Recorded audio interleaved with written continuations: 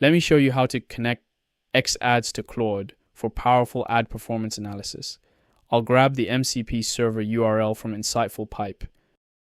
In Claude settings, I'll navigate to connectors and add a custom connector with the X Ads MCP URL. With a connector set up, I'll start a new chat and ask Claude for an X Ads performance report evaluating account momentum, campaign, and ad level outcomes.